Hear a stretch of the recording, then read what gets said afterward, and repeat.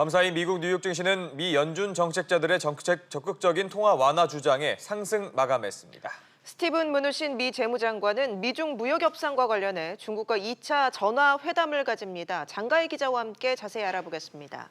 장 기자, 먼저 뉴욕 증시부터 볼까요? 네, 이틀 연속 하락했던 미국 뉴욕 증시는 오늘 상승 반전하면서 마감했습니다.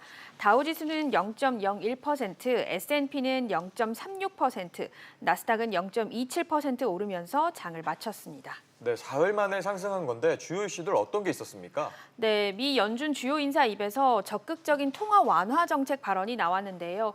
존 윌리엄스 뉴욕 연방준비은행 총재는 경기 적신호가 처음 발생했을 때 신속하게 금리를 내리는 행보가 바람직하다고 언급하면서 금리 인하 기대감을 되살렸습니다.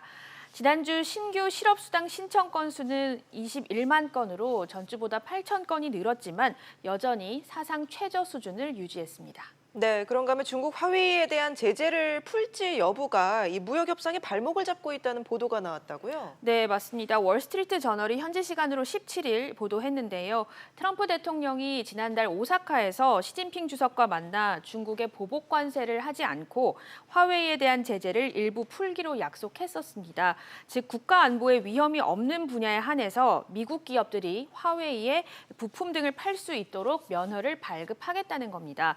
하지만 트럼프 정부는 아직까지 어떤 분야를 허용해야 할지 확정하지 못한 것으로 알려졌습니다. 이 같은 상황에서 미국 의회가 화웨이를 미 상무부 블랙리스트에서 삭제하려면 미 의회 승인을 받도록 하는 등 화웨이 제재에 대한 법제화를 추진하기로 하면서 무역 협상이 더 어려워질 것이란 전망도 나오고 있습니다.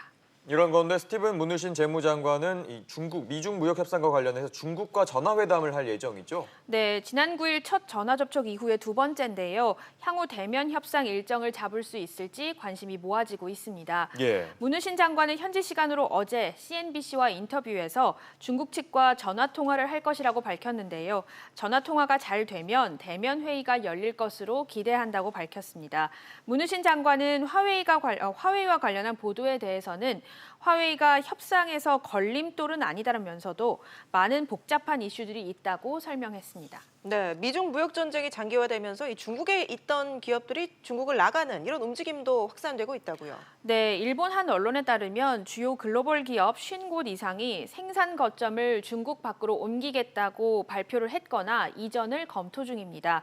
미국 애플은 중국 생산의 15에서 30%를 해외로 분산하도록 주요 거래처에 촉구하고 있습니다. 이에 중국 전자기기 대기업은 베트남에서 애플 무선 이어폰 생산을 시작하게 됐습니다. 또 일본 닌텐도는 주력 가정용 게임기 생산 일부를 중국에서 베트남으로 옮깁니다.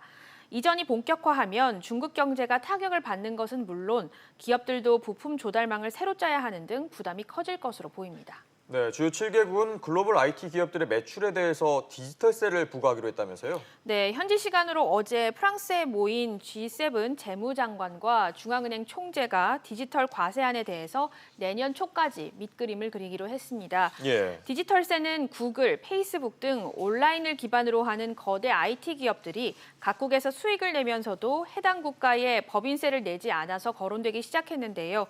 취지는 좋지만 IT 기업들의 이익 배분을 둘러싼 마찰을 진정시키는 일이 쉽지는 않을 전망입니다. 네, 알겠습니다. 장 기자 얘기 잘 들었습니다.